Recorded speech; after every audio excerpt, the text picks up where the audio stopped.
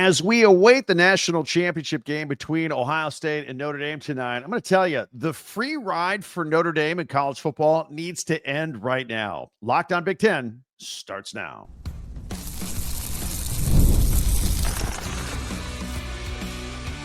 You are Locked On Big Ten, your daily podcast on the Big Ten Conference. Part of the Locked On Podcast Network, your team every day.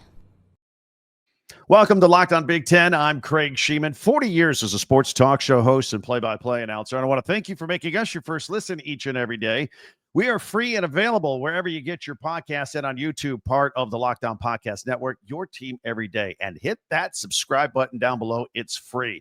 All right, today's episode, we're going to talk about FanDuel. It's brought to you by FanDuel. From the first whistle to the final drive, FanDuel makes the NFL playoffs even more exciting than they already are. Right now, new customers can bet $5 and get $300 in bonus bets if you win your first bet. Visit FanDuel.com and get started.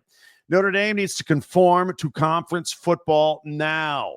Home field advantage tonight. Who has it? I have a good theory on that, plus our top 10 Big Ten observations from the weekend. We'll get to all that. But the longest college football season that we've ever had comes to an end tonight when Notre Dame takes on Ohio State for the College Football National Championship in Atlanta.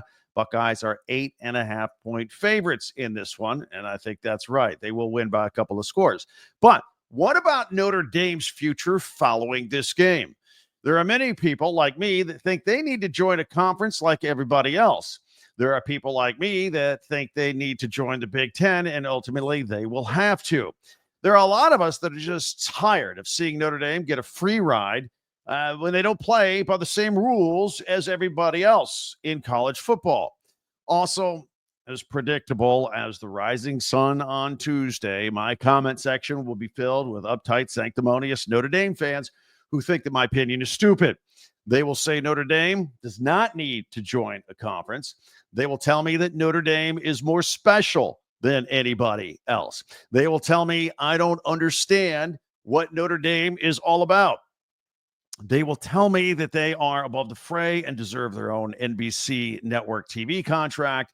They will ask me, why should we join a conference? The way things are now, we don't have to share our playoff money with anybody, any other conference members, and they're going to continue to remain independent because of that.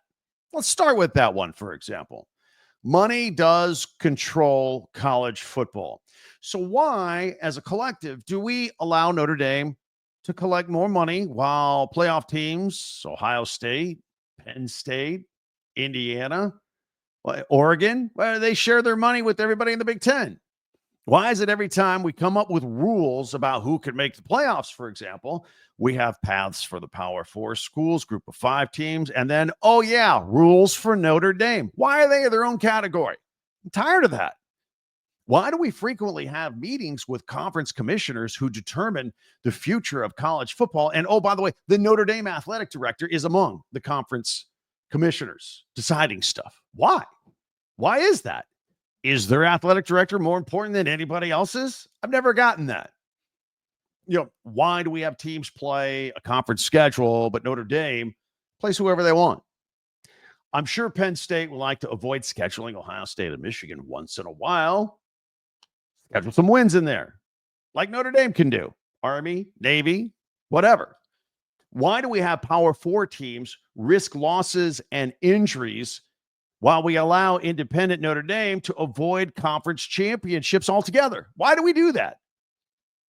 Why do we allow these special rules for Notre Dame and everything? Are they more special? Are they more important to college football than Ohio State, Michigan, USC, Alabama, Texas, Oklahoma? I could go on and on. There's a lot of big boy brand names out there in college football. Notre Dame's not any better or more special than any of those. They're just not. They think they are, but they're not. Just because they've got a long history in the Four Horsemen and win for the Gipper, they think that here in 2025 that makes them more special than Texas or Ohio State. I think it's crazy. We got to stop doing this. We're all playing for the same prize. We're all playing for the same national championship. Why does Notre Dame have a slightly different path than everybody else? I don't think they should do that anymore. Do you? You Notre Dame fans do. Everybody else doesn't. I mean, for example, just to show you how crazy this is, Should we let the Dallas Cowboys have their own salary cap while the rest of the league of the NFL plays under the same cap? Should we let the Kansas City Chiefs just start in the playoffs in the AFC Championship game, skip all the other stuff below because they're special? No. Should we let the Green Bay Packers have their own TV network deal while everybody else splits it up among other networks? No, of course not. Now, I'll acknowledge those are slight exaggerations to make a point. But what are we doing here with Notre Dame football? There are going to be some important college football people getting together, and they got some business at hand. They've got to tweak the 12-team playoff. They got to make it better because there were some problems with who got in, how they got in, and who is seated where. I'll just use Oregon as example A. They should not have had the toughest path. They should have had the easiest path. But these same powers that be, they should also mandate a rule that all teams who seek to be in the playoffs should come from a conference. I don't care if it's a Power Four. I don't care if it's a group of five. You got to come from a conference. No more independent stuff getting into the playoffs. No more. And they should continue to give favorable treatment to teams that actually play in conference championship games, i.e. the bye week. They should continue doing that.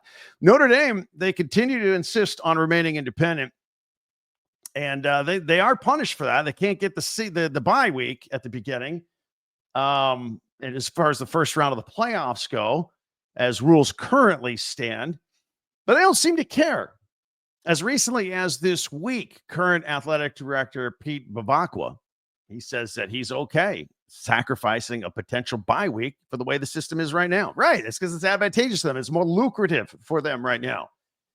They're making too much money to change things as they currently stand. That's why Notre Dame won't budge. They get to keep all the money. It's not fair. He went so far as to suggest that maybe we'll get rid of those conference championship games. And, that may happen at some point, but that would be changing the entire system to appease Notre Dame instead of, changing Notre Dame to fit what everybody else is doing. Again, special treatment for Notre Dame. Why? There's talk of allowing the top 4 ranked teams to get the top 4 seeds in the playoffs, thus allowing Notre Dame a bye if they finish in the top 4 like this year. But again, with no risk of a potential loss in a conference championship game, such a loss would drop them a point or a ranking or 2 here and there. Notre Dame would be getting favorable treatment still, and that's not fair. So, and that may be something that they're considering right now, by the way. Just top 4 ranked teams, according to the playoff committee, you're in, top 4 seeds. If Notre Dame's in the top 4, they get it. They get the bye again, but they're not risking themselves playing in a conference championship like most of the other teams are. And look, I know Ohio State took a different path too. They didn't make it to their conference championship, but they had to fight their way in, had to win 3 games to get here. It's time to force Notre Dame to play by the same rules as the rest of college football and force them to play on a level playing field with everybody else. I know I'll hear your comments from you. Hit me up on YouTube with the comments. Don't forget Twitter at Talk Big Ten as well. And a quick reminder, Locked On Big Ten is going to go live on our YouTube channel following the game for my immediate reaction to Ohio State and Notre Dame tonight. I'll have analysis. I'll have yours as well in real-time live post-game comments by you. We'll do back and forth. It's one of our favorite things we do after big games every week throughout the season. This is obviously the last big one with a national championship. So I would presume, and we go after the final whistle, maybe the final coach interview on the field. But of course, with championships, there's confetti, there's speeches, there's trophy presentations, all that. I would anticipate us going live around 11 o'clock Eastern, 8 o'clock Pacific-ish tonight. Look for us on YouTube. Mark your phone calendar. Be ready to go. Want to hear your comments as much as I want to give mine after tonight's game between Ohio State and Notre Dame. All right. Thoughts and comments right now about what we're talking about, hit me up. And be sure to hit that subscribe button and follow Locked On Big Ten for free wherever you get your podcast. That way you get the latest episode of Locked On Big Ten as soon as it becomes available each and every morning. And if you don't mind, share, like, and follow. That really helps us out as well.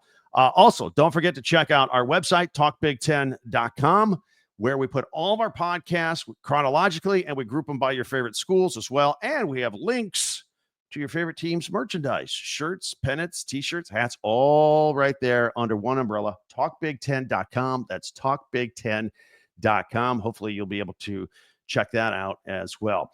All right, some things we need to get into regarding tonight's national championship game. I'm very excited about this. It's on a neutral site.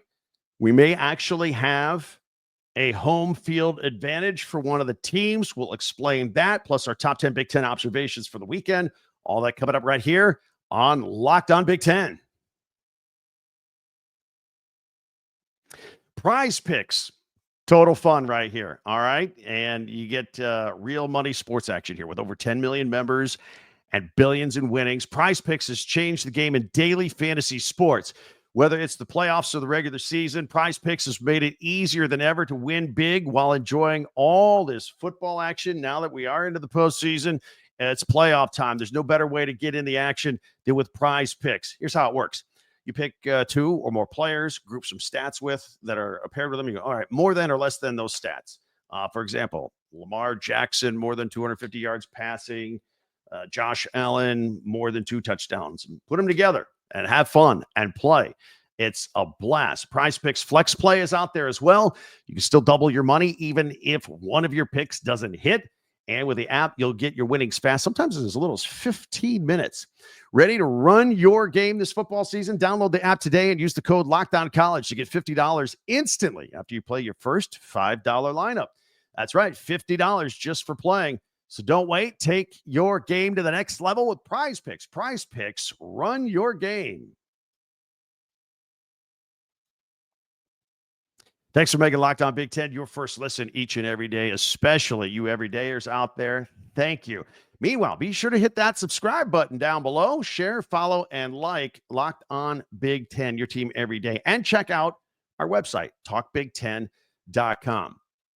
So who has home field advantage tonight in the championship game between Ohio State and Notre Dame? After all, it's a neutral site, right? That's what we do with championship games. Before we tackle that question, though, there's a couple of things to note here. You know, Ohio State fans, they travel as well as any fan base in the country. And Notre Dame fans, they're literally everywhere in the country. They're like a national team, right? So I've not been to a Notre Dame football game in person, but I have been to a couple of Buckeye games for BCS national championship games before, a couple of them. And I'll share one with you. It's a great story. So I was at the January 2003 Fiesta Bowl, where the Buckeyes beat Miami and Tempe in double overtime. In fact, I was on the field when that game ended. That was amazing. Something I'll never forget. To this day, I have never heard the sound of a crowd that I heard that night from Buckeyes fans. There was that split second. Remember when Miami thought they won, they started running on the field, and then that delayed yellow penalty flag, the flag from heaven, I call it. Pass interference, game was not over. Buckeyes held tough. Buckeyes ended up winning. But that noise from the silence of when the Buckeye, because the Buckeye fans there probably outnumbered Miami fans 3-1. It was significant. Miami fans typically don't travel well. Ohio State does. It was a big championship game. And, you know, the disappointment and the sadness, thinking they just lost, the pause, the flag, the roar of the crowd when the flag came out at that point, knowing they were still alive. Never heard anything like it again in my entire career. It was something else. Buckeye fans travel and they are into it. So most intense cheer I've ever heard. So, and then I was also at the January 2008 BCS championship at the Louisiana Superdome between LSU and Ohio State. Now, despite the game being in LSU's backyard, Buckeye fans more than held their own that night, too. And the game didn't turn out the way they wanted, but the crowd was in it. It was 50-50. They were very vocal. So they come, they travel. There's no doubt. Now, one valid question we have, or at least we've had up until this point, with a newly expanded 12-team expanded playoff, would fan bases of teams that, you know, that play 3 or 4 playoff games, will they continue to shell out money for the tickets, the travel, the hotels? Will they hold back on this game, hoping they get to that game? Will they go to a couple of games, they can't afford to go to another one? That kind of thing. No, these tickets are flying off the shelves. People are going. It's a big deal. And look, you know, it costs a lot of money to go to a game. There's no question. But yeah, they're buying them up, supply and demand. There are always fans out there that want these things, and people are gobbling them up. So tonight, both sides are going to be pretty well represented in this game. Each school initially had been allotted 20,000 tickets each. Those all got snapped up right away. Now, according to some secondary market services, tickets are starting now at about $1,800. The average is $2,500. Average ticket prices for tickets to last year's Michigan-Washington game were about $1,800. So now we're up to $2,500. My point is the demand is there, and the cost is skyrocketing. A lot of people want to see this football game here tonight. Now, some secondary ticket sales reports say that 17% of their sales have come from the state of Ohio. Good tip right there that there are going to be a lot of Buckeye fans there. By comparison, seems like Notre Dame fans from Illinois and that corner of Indiana only making up about 6%.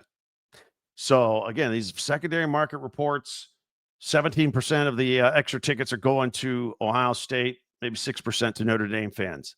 6% out of Illinois, 4% from Indiana. So that's, maybe 5% on the average. So it sounds like to me the Buckeyes may have a slight home field advantage for tonight's game. By the way, you want tickets? One of our regular sponsors here is Game Time. Check them out. Get yourself a ticket last minute if you want to get to that game. In the meantime, let's get ready for a great game. Let's start by talking about Ohio State. Obviously, Will Howard.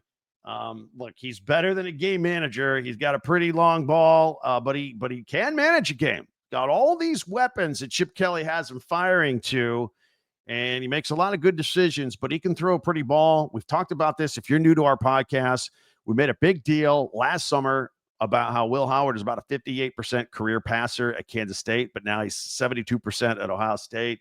He and Chip Kelly, the offensive coordinator, are clicking. They got Jeremiah Smith and Emeka Egbuka. They got weapons, and he's getting them the ball.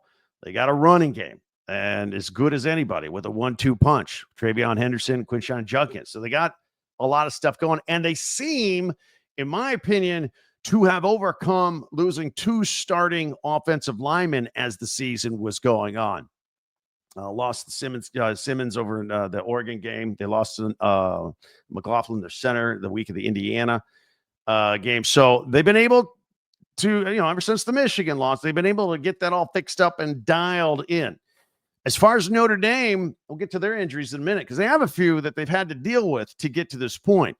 First of all, they have Riley Leonard, their quarterback, a dual threat, 19 passing touchdowns, 16 rushing touchdowns. He is the focus of the offense that Ohio State will have to be very concerned with. Now, they get Jeremiah Love, who's been pretty strong. They keep telling me he's got a bad knee. He's managing a bad knee. The playoff games I've seen him play, he looks strong. He looks good. So I expect him to be good tonight. They also lost 2 offensive linemen did recently in the Orange Bowl versus Penn State. So they need to overcome that. That could be a factor in this game again, going against the Ohio State defensive line. The defense for Notre Dame has been stellar. Their goal is to get turnovers. They are great at forcing turnovers. They played this season without star cornerback Benjamin Morrison, had a season ender. Their top interior defender, Riley Mills, was hurt. So they've had to overcome some obstacles with some injuries at Notre Dame. The Fighting Irish, of course, haven't won a national championship since 1988 with Lou Holtz. Ohio State's last national championship was the first year we had a 4-team playoff, 2014, Urban Meyer back in the day. The path that these 2 teams took this year, the Buckeyes, again, following the 13-10 loss to Michigan, which some people just found inexplicable. Why do they play that way? Boom. They exploded against Tennessee. They handled Oregon. They got the win over Texas, which was as good as any complimentary football game, offense, defense, as you'll see. Meanwhile, Notre Dame had that hiccup in week 2 against Northern Illinois, 16-14 at South Bend, arguably the worst loss of the season by any major school. And yet they overcame that. 13 straight wins, got wins over Indiana and Georgia and Penn State in the playoffs. And this is their first appearance in the national championship. Well, they haven't won since 88. They got there. They lost to Alabama in the 2012 season, 42-14 blowout there. So we're ready to go. We're dialed in, and we're going to be dialed in with you tonight. Again, remember, after the game is over, when the confetti's falling, go ahead and lock into us. Locked on Big Ten on YouTube. We're going to be going live tonight. Your comments, my comments, talking about the game, analyzing the game, opinions on the game. It's great fan reaction, my reaction, all that, and yours real live time post-game comments. Join us. It'll be around 11 o'clock Eastern, 8 o'clock Pacific-ish, give or take a little bit. Kickoff is at 7:30 Eastern, probably 7:40 Eastern to be real. And we can't wait for tonight's podcast live, so please feel free to join us. All right, coming up, if you're new to our podcast, we got a lot of features in our final segment each and every week. Mondays, we always do our top 10 Big Ten observations from the weekend. Tuesday, we do Tuesday tweets. Wednesdays, power rankings. Thursdays, we look ahead to live scheduling on the Big Ten Network and Big Ten Classics. And Friday, we make our picks, football or basketball. So, since it's a Monday, we got my top 10 Big Ten observations from the weekend. I'll share them with you, see if they're the same as your list. Hang around for that. It's coming up next right here on Locked On Big Ten. FanDuel makes the excitement of watching games even more exciting if you got a little something on it, right? From the first whistle to the final drive, FanDuel makes the NFL playoffs even more exciting. How about those games in the snow? Absolutely ridiculous. That'll hurt your handicap. You got to pay attention to weather forecasts. Right now, new customers can bet $5 and get $300 in bonus bets if you win your first bet. That's $300. They've upped it to $300 to keep the action going. The FanDuel app is easy to navigate, and the variety of bets keeps every game exciting. Plus, when you win, you get paid instantly. No waiting around for your winnings. Whether you're betting on your favorite team or just looking to add some extra excitement to the playoffs, FanDuel has you covered. Just visit FanDuel.com and join today and get started with $300 in bonus bets. That's FanDuel.com. Make this playoff season unforgettable with FanDuel, an official sportsbook partner of the NFL.